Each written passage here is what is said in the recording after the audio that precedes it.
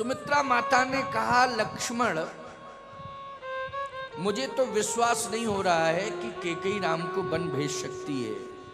मुझे ये भी विश्वास नहीं हो रहा है कि महाराज श्री दशरथ मेरे पति देव, तुम्हारे पिताश्री राम को प्राण से भी ज्यादा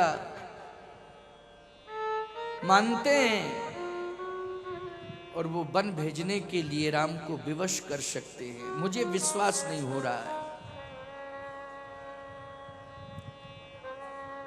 राम से यह पूछ करके आओ कि वन भेज कौन रहा है, उसके नाम का स्पष्टीकरण करें वो कि वन भेज कौन रहा है। कैकेयी भेज रही है कि महाराज स्वयं भेज रहे हैं या राम जी अपनी इच्छा से जा रहे हैं, या चौथा कोई व्यक्ति ऐसा ग्रह प्रतिकूल हो गया है जो इस तरह की विडंबना पैदा कर रहा अयोध्या में। जाओ अपने भैया राम से पूछ करके आओ।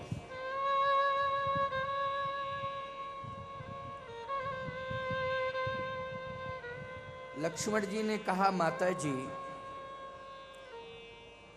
मैं पूछने गया फिर आपको बताने के लिए आऊं, इतने में भैया निकल जाएं तो इसका मतलब है कि आप भैया की सेवा में नहीं जाने देना चाहती हैं। कहा नहीं, राम जी से कह देना कि जब तक वन भेजने वाले का नाम न बता दें क्लियर, तब तक अयोध्या के बाहर कदम न रखें, आज्ञा से माता सुमित्रा। जाओ इतना कह देना। मुझे विश्वास है कि जितना सम्मान कौशल्या का करता है राम, उससे कम सम्मान सुमित्रा का नहीं करता है, उतना ही आदर सुमित्रा को देता है। राम मेरी आज्ञा का पालन करेगा। जाओ मैं आदेश दे रही हूं। लक्ष्मण जी महाराज वापस आते हैं और प्रभु श्री राम के श्री चरणारविंदों में जब सिर झुकाते हैं तो प्रभु राम ने यही पूछा कि मां ने आज्ञा दी।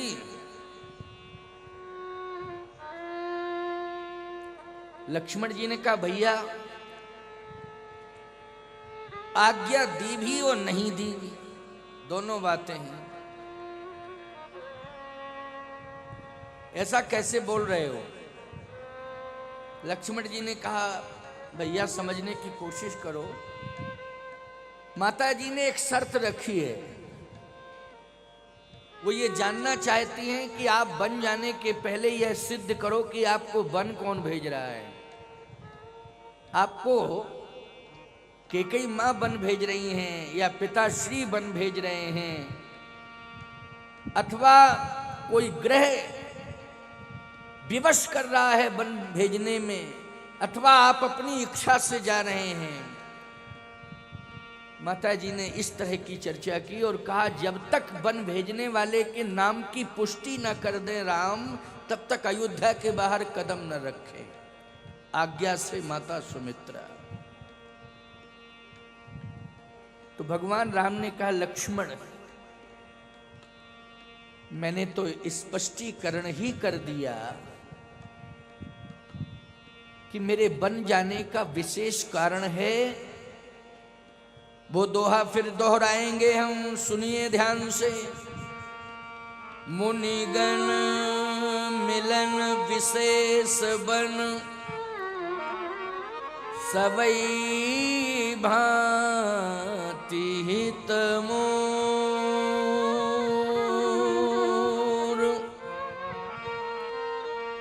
मुनिगण मिलन, मुनियों से मिलने के हेतु में बन जा रहा हूं।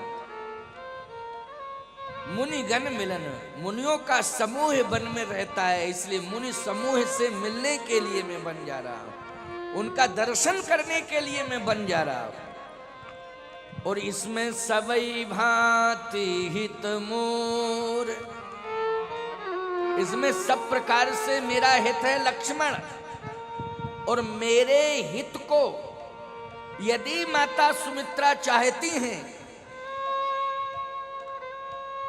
तो मैं यही कह रहा हूं, लक्ष्मण जाओ और मां से आज्ञा लेकर के आओ और मुझे भी बन जाने के लिए मां मुक्त कंठ से कहें कि राम भी बन जाए। और यदि तुम सेवा का संकल्प लेकर के मेरे साथ जा रहे हो और मां की रुचि है तो मां मुक्त कंठ से तुम्हें भी आज्ञा दे। लेकिन ये जरूर बता देना, मुनिगण मिलन विशेष वन सबई भांति हित मोर। राम का हित इसी में है, मुनि महात्माओं का दर्शन करना, उनसे आशीर्वाद लेना, उनके आश्रमों में जा जाके जाए जाए सुख दी, उन सभी साधु संतों को सुख देना। लक्ष्मण जी पुनः पहुंचे माता जी के पास। सुमित्रा माता ने कहा, क्यों बेटा, क्या निष्कर्ष निकला राम वनगमन का? राम को वन भेजने वाले का नाम की पुष्टि क्या राम के द्वारा हुई? लक्ष्मण जी ने कहा, माता जी, भैया जी ने तो यही कहा है कि मुनिगण मिलन विशेष वन सबई भांति हित मोर। मुनिगण मिलन, मुनियों से मिलने हेतु मैं बन जा रहा हूं, मुनियों से मिलने हेतु। सुमित्रा जी ने कहा, लक्ष्मण, ऐसा कौन मुनि है जो अयोध्या में ना आ गया हो? जितने मुनि हैं, राम का जन्म हुआ वो सब अयोध्या में आए और राम का दर्शन राम जन्म के समय मुनियों ने किया। और जिस समय जनकपुर में विवाह हुआ था उस समय राम ने समस्त मुनियों का दर्शन जनकपुर में किया। अयोध्या में जन्म के समय राम का दर्शन सभी मुनियों ने किया और विवाह के समय राम ने सभी मुनियों का दर्शन जनकपुर धाम में किया। अब कोई मुनि ऐसे रह नहीं गए कि जिनका दर्शन करने के लिए, जिनसे मिलने के लिए राम जा रहे हो। कौन मुनि? ऐसा तो कोई मुनि नहीं। हाँ, एक कपट मुनि और काल नेम, दो हैं जो अयोध्या नहीं आए। क्यों भाई? ये काल नेम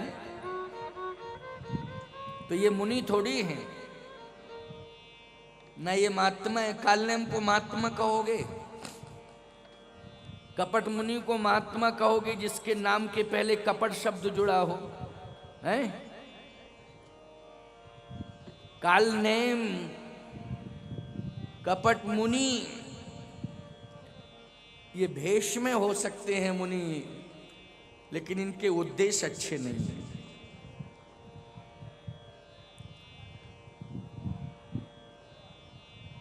मैं इस बात की घोषणा कर रही हूं, लक्ष्मण सुनो।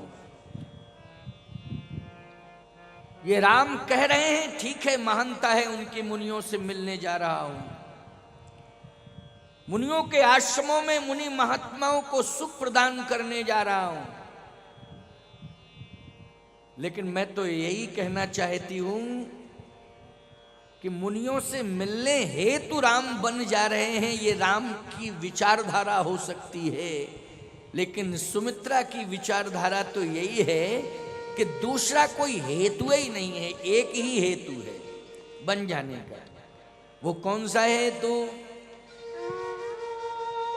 तुमरे ही भाग राम बन जाहि, तुमरे ही भाग राम बन जाहि, तुमरे ही भाग राम बन जाहि, तुमरे ही भाग राम बन जाहि।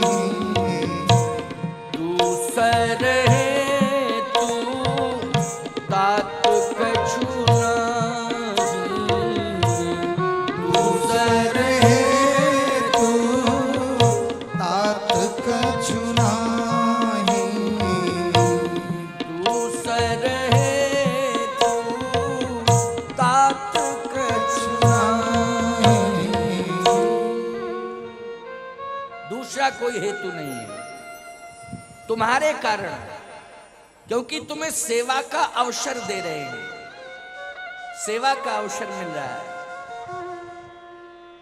ये सेवा सबको नहीं मिलती है बेटा, सेवा भाग्यवानों को मिलती है।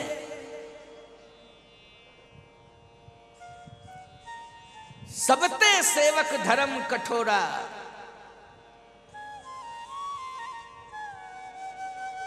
सेवा धर्म सबसे कठोर धर्म है। और मैं सत्य कहता हूं, जिसने जीवन में माता पिता की सेवा कर ली, समाज की सेवा कर ली, राष्ट्र की सेवा कर ली, राम जी ने उसे ऐसा वरदान दिया, ऐसा वरदान दिया कि राम ते अधिक राम कर दासा, वो राम से अधिक महान बन गया। राम जी ने ऐसा आशीर्वाद दिया उसे, ऐसी कृपा की उसके ऊपर। इसलिए सेवा करने का संकल्प लो। ये सबसे बड़ा भजन है। भज सेवायाम धातु से भजन शब्द बनता है। जीवन में यदि हमने सेवा का संकल्प ले लिया और सेवा अपने हाथ से कर ली तो भजन हो गया। इसलिए सभी लोग सेवा का संकल्प लें कि हम सेवा करने के लिए आए हैं। ये भजन होगा। जाओ बेटा, आशीर्वाद है मेरा।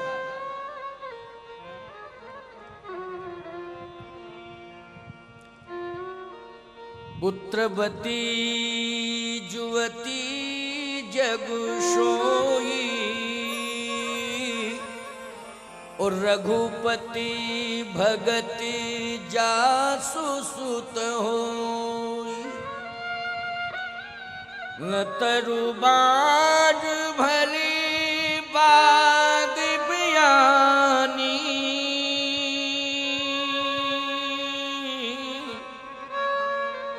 राम विमुख सुत हित जानी। जो पेशिय राम बन जाहि, तो अवध तुम्हार काज कछु नाही। जाओ बेटा, मैं आशीर्वाद दे रही हूं, सेवा का संकल्प लेके जाओ। ये संपत्ति सेवा से बड़ी नहीं है। ये परिवार सेवा से ज्यादा महत्वपूर्ण नहीं है। और माता पिता का भी ये धर्म कहता है कि अपने बच्चों को सेवा करने के संस्कार दें, कि तुम सेवा करो। आज आपका बेटा कर्मचारी है देश का तो सेवा दे रहा है, अधिकारी है सेवा दे रहा है, सैनिक है तो सेवा दे रहा है, किसान है वो भी सेवा ही दे रहा है। अब सेवा के बदले में भगवान उसे फल देते हैं। भगवान ने जिसको जो सेवा दी है वो सेवा वो करे, फल कौन देगा? भगवान। और मिलता है फल। सेवा व्यर्थ नहीं जाती है। सेवा के बदले में भगवान अवश्य ही फल देता है। और फल मिला, लक्ष्मण जी को मिला फल कि नहीं मिला? लक्ष्मण जी को फल क्या मिला? देखो, लक्ष्मण जी के फल की जो फलश्रुति है उसकी पुष्टि किसके द्वारा हुई? वो भरत के द्वारा हुई। लक्ष्मण जी के सेवा की फल की जो फलश्रुति आई उसकी पुष्टि भरत जी ने अपने मुख से की है। इस बात की चर्चा मैं करने जा रहा हूं, क्योंकि प्रसंग को बहुत आगे बढ़ाना है और समय थोड़ा ही रहता है, फिर बाद में समय बचता नहीं है। और कल विशेष रूप से बहुत सारी कथाओं को थोड़ा थोड़ा स्पर्शित करेंगे। इसके बाद राज्याभिषेक पर विशेष चर्चा कर देंगे और कल राज्याभिषेक की कथा कह करके इस दिव्य मंच का विश्राम करेंगे, राम कथा मंच का विश्राम करेंगे। सेवा के लिए प्रेरित कर रही हैं सुमित्रा जी और आशीर्वाद देकर के लक्ष्मण को भेज दिया। यहां उर्मिला पत्नी की भूमिका में है, सुमित्रा मां की भूमिका में है, लेकिन उर्मिला किसकी भूमिका में है? पत्नी की भूमिका में। राष्ट्र की सेवा करने का मौका यदि मिले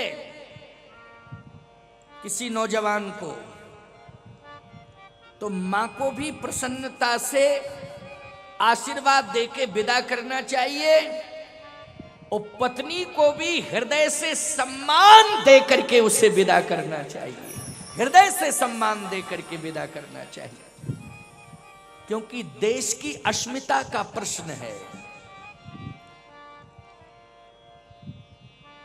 आज लक्ष्मण एक सैनिक बन करके जा रहे हैं,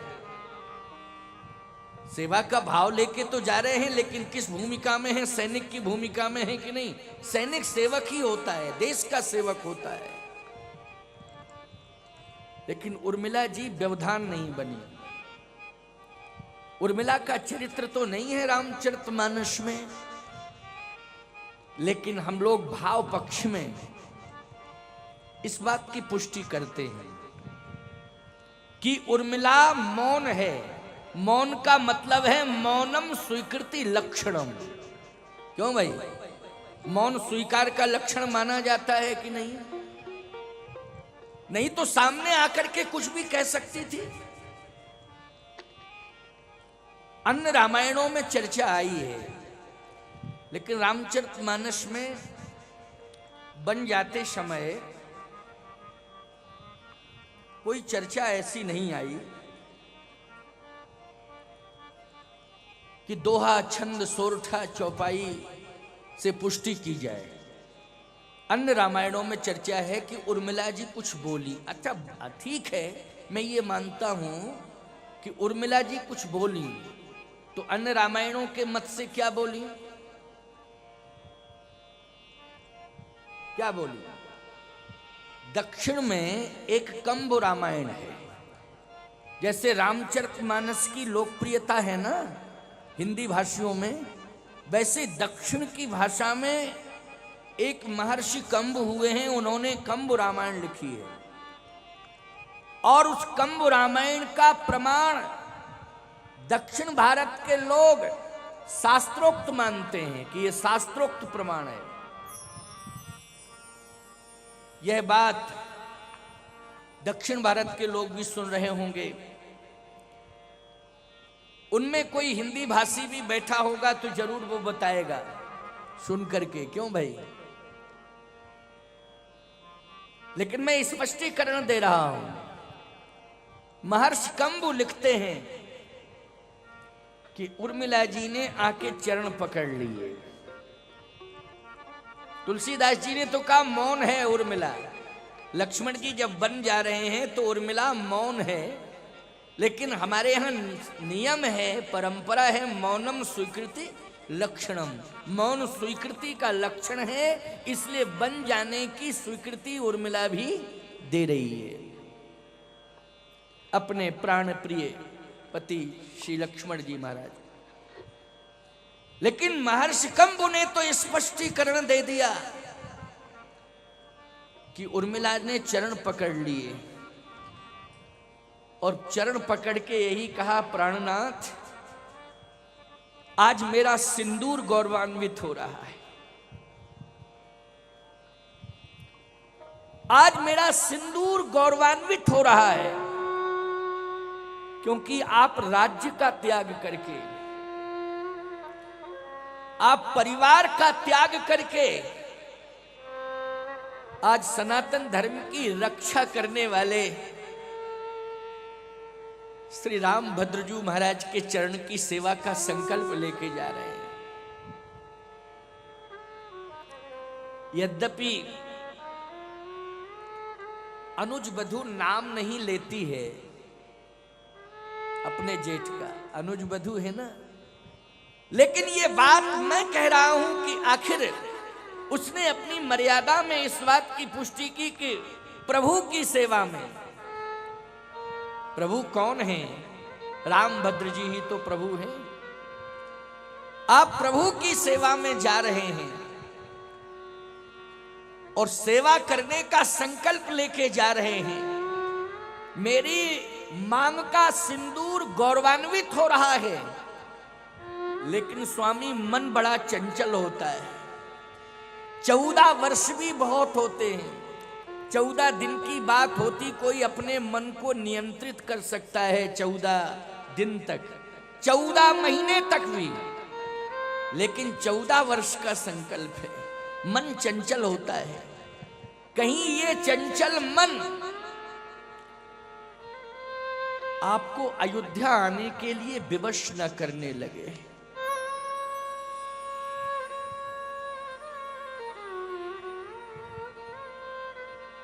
और हे स्वामी, यदि मन विवश करेगा अयोध्या आने के लिए तो इसका कलंक उर्मिला को मिलेगा। बोलो, इसका कलंक किसे मिलेगा? उर्मिला को मिलेगा।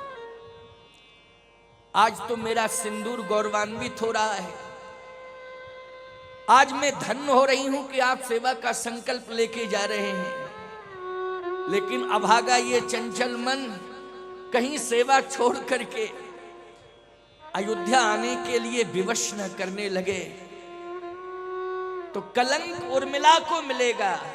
तो मेरी प्रार्थना यह है कि जिस दिन ये मन अयोध्या आने के लिए आपको विवश करे, उस दिन आप तरकसते बाण निकाल लीजिएगा और वहीं से संधान कर दीजिएगा, जिससे सदा सदा के लिए उर्मिला ही इस दुनिया में न रहे, आप राम चरणों से विलग न होने पाए,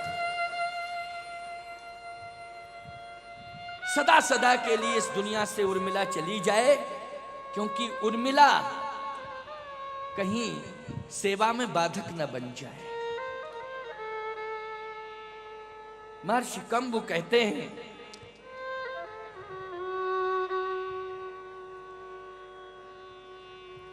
लक्ष्मण जी ने 2 शब्दों में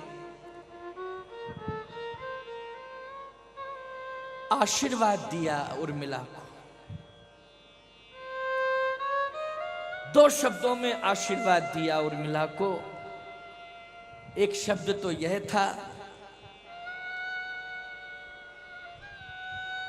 कि तुम्हारे त्याग ने मुझे विश्वव्यापी बना दिया,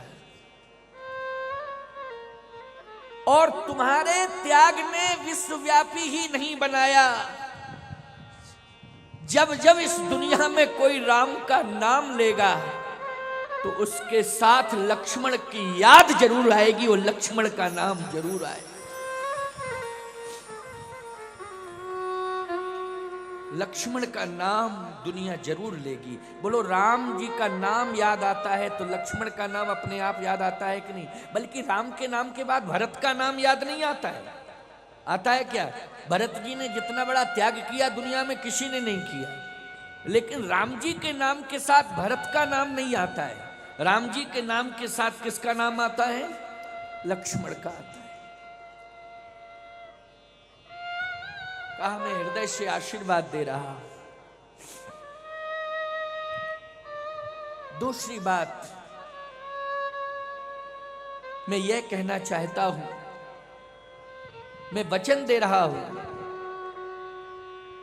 कि हे उर्मिला,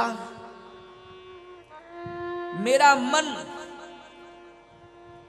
कभी भटक नहीं सकता है। मेरा मन कभी राघव के चरणों की सेवा छोड़कर, भैया राम के श्री चरणारविंदों की सेवा छोड़कर अयोध्या आ ही नहीं सकता है। इसलिए क्योंकि मैं इस अयोध्या को भूल जाऊंगा, भले अयोध्या की याद आएगी, ये निश्चित है कि रघुवंश के राजकुमार को अयोध्या की याद तो आएगी, लेकिन इस अयोध्या की याद नहीं आएगी। जहां मेरे भैया राम के चरण पड़े होंगे वहीं अयोध्या बन जाएगी, और उसी अयोध्या की याद सदा आती रहेगी। उसी अयोध्या का विचरण, उसी अयोध्या में विचरण करेगा ये लक्ष्मण, उसी अयोध्या में विचरण करेगा। कौन सी अयोध्या में? अवध तहीं जहां राम निवासु। अयोध्या की याद तो आएगी, लेकिन अयोध्या तो मेरे पास में ही होगी। ये अयोध्या अब कहां अयोध्या रही? लेकिन सेवा का संकल्प लेकर के लक्ष्मण जी जा रहे हैं, तो सीता जी जब सेवा का संकल्प लेकर के प्रभु राम के साथ जा सकती हैं, तो सेवा का संकल्प लेके उर्मिला भी जा सकती है। बोलो, जा सकती है कि नहीं? लेकिन राष्ट्र कवि मैथिली शरण जी ने अपनी भावना व्यक्त की। उर्मिला जी ने कहा, मैं आपके साथ नहीं जाऊंगी, क्योंकि आप सेवक बन करके जा रहे हैं, और सेवक कभी पत्नी को लेके नहीं जाता है अपने साथ। क्या जाता है? बोलो। हमारे साथ कुछ ऐसे भी सेवक आए हैं जो गृहस्थ हैं, विरक्त सेवक बैठे हुए महात्मा, ये हमारे शिष्य हैं। ये सेवक भी अपने को मानते हैं महात्मा भले, लेकिन मेरे शिष्य हैं। कहते हैं, महाराज जी हम आपकी सेवा के लिए आए। लेकिन कुछ ऐसे सेवक आए हैं जो गृहस्थ हैं, लेकिन क्या पत्नियों को लेके आए ये? और पत्नी को लेके अगर मेरे साथ आने की बात करते तो मैं कहता, एक आध दिन रहो, दर्शन करो, भंडारा पाओ, जा, है ना। मैथिली शरण गुप्त ने कहा कि उर्मिला जी कहती हैं, इसके उसके साथ में सेवा करने जाए, सेवक का क्या धर्म है जो पत्नी को ले जाए। यदि मुझे साथ ले जाओगे तो कर्तव्य में बाधा आएगी। हो गया कहीं ये मोह प्रबल तो सब सेवा छूट जाएगी। हो गया कहीं ये मोह प्रबल तो सब सेवा छूट जाएगी। इसलिए स्वामी आपको मैं बार बार प्रणाम कर रही हूं और अपने आप को धन्य मान रही हूं। महर्षि कंब के अनुसार उर्मिला जी ने प्रणाम किया लक्ष्मण जी महाराज को, और लक्ष्मण जी ने आशीर्वाद दिया उर्मिला जी को और चल दिए। इसका मतलब है निर्विघ्न मार्ग प्रशस्त हो गया। हो गया कि नहीं? किसी प्रकार की कोई विघ्न बाधा नहीं आई। राष्ट्र की सेवा के लिए इसी प्रकार से धर्म पत्नी का योगदान होना चाहिए पति के साथ। बोलो, होना चाहिए कि नहीं? माताओं, बहनों, बेटियों, अगर तुम्हारा बेटा सैनिक बनकर के सीमा पर देश की रक्षा में लगा है, किसी बहन का भाई सैनिक बनकर के देश की सीमा पर लगा हुआ है, किसी बेटी का बाप सैनिक बनकर के देश की सीमा पर लगा है, किसी पत्नी का पति सैनिक बनकर के देश की सीमा में आज सुरक्षा के हेतु लगा हुआ है, सेवा का संकल्प लेकर के लगा हुआ है, तो मैं एक ही बात कहता हूं कि एक स्वर में, और जितने भी भाई बंधु बैठे हैं पिता की भूमिका में जो बैठे हों, भाई की भूमिका में जो बैठे हों, अथवा मित्र की भूमिका में जो बैठे हों, मैं सामूहिक रूप से इस बात को कह रहा हूं कि सभी लोगों को उन सैनिकों के साथ अपने पुण्यों को समर्पित कर देना चाहिए कि उनके प्राण की भी रक्षा हो और देश की भी रक्षा हो। सभी को सामूहिक रूप से अपने पुण्यों को उनकी रक्षा के लिए, उनकी प्राण रक्षा के लिए समर्पित कर देना चाहिए, क्योंकि उनके द्वारा ही देश की रक्षा हो रही है। आज लक्ष्मण जी महाराज प्रभु राम की सेवा करने के लिए अयोध्या छोड़ के जा रहे हैं। सुमंत जी रथ लेके आ गए। सुमंत जी ने अनुरोध किया तो भगवान ने पहले तो इनकार किया। भगवान ने कहा नहीं, मैं रथ में बैठ के नहीं जाऊंगा,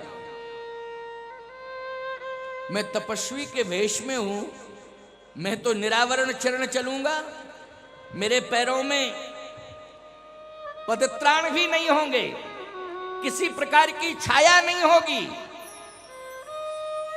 रथ को ले जाइए सुमंत जी। सुमंत जी ने प्रार्थना की। भगवान ने कहा मैं पिता के समान आदर करता हूं, आप ये अनुरोध और प्रार्थना ये मत करिए। कहा नहीं, मैंने आपसे कभी कुछ नहीं कहा।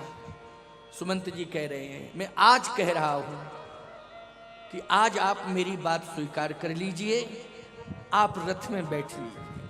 भगवान ने सुमंत जी का सम्मान किया और रथ में बैठकर भगवान चल दिए अयोध्या से। अयोध्या वासियों ने रथ रोक दिया। अयोध्या वासियों ने कहा हम रथ को आगे नहीं बढ़ने देंगे, हम जाने नहीं देंगे आपको। भगवान ने कहा नहीं, हम रुक ही नहीं सकते, और यदि आप सब मेरे समर्थन में हो तो मैं एक बार सामूहिक रूप से सबसे यही कहूंगा, अयोध्या वासियों से, अबाल वृद्ध नर नारियों से, कि आप सब अयोध्या में रहें, अयोध्या की मर्यादा की रक्षा करें। और मैं एक प्रार्थना और कर रहा हूं कि मेरे पिताजी जिसमें प्रसन्न हो, उनकी प्रसन्नता के लिए आप सब वही कार्य करें। मेरे पिता के प्रति बगावत करने की आवश्यकता नहीं है। मेरे पिता को जिसमें शांति का अनुभव हो वही व्यवहार आप सब करना, ये मेरी प्रार्थना है आपसे। देखो इतनी सारी विरोधात्मक स्थितियां पैदा हो गई, लेकिन भगवान राम ने कितना बढ़िया संतुलन बनाया कि पिताश्री के सुख शांति के लिए भी भगवान अनुरोध कर रहे हैं, और यह भी कह रहे हैं कहीं भरत आएगा तो भरत के आने पर किसी प्रकार की भरत के खिलाफ आवाज ना उठे और भरत जी के विरोध में अयोध्या की जनता ना हो। तो ये भी कह रहे हैं अयोध्या वासियों से कि जैसे ही मेरा प्रिय भाई भरत आ जाए अयोध्या में तो उसे राजा बना देना। भरत प्राण प्रिय पावे राजू, भरत को राजा जरूर बना देना। इसका मतलब है भगवान संतुलन बना के जा रहे हैं कि नहीं। भरत के खिलाफ कोई आवाज ना उठाने पावे, पिताश्री के खिलाफ कोई आवाज ना उठाने पावे, और अयोध्या का कोई बहिष्कार ना करने पावे। भगवान पूरी तरह से संतुलन बना के जा रहे हैं। इस कंडीशन में लोग संतुलन बिगाड़ने की कोशिश करते हैं। वो लोग करते हैं कि नहीं करते हैं। लेकिन यदि तुम राम भक्त हो, राम को अपना ईश्वर मानते हो, तो आज संकल्प लो, यदि कभी परिवार में, गांव में कोई प्रतिकूल परिस्थिति आ जाए तो याद रखना उस परिस्थिति में और तुम किसी भी प्रकार की ऐसी नकारात्मक सोच पैदा करके उस परिस्थिति को बिगाड़ने की कोशिश मत करना। यदि तुम असली राम भक्त हो तो प्रतिकूल परिस्थिति को अनुकूल बनाने की कोशिश करना, और गांव का संतुलन, परिवार का संतुलन जिसमें बना रहे, यह बनाने का पूरा प्रयास करना।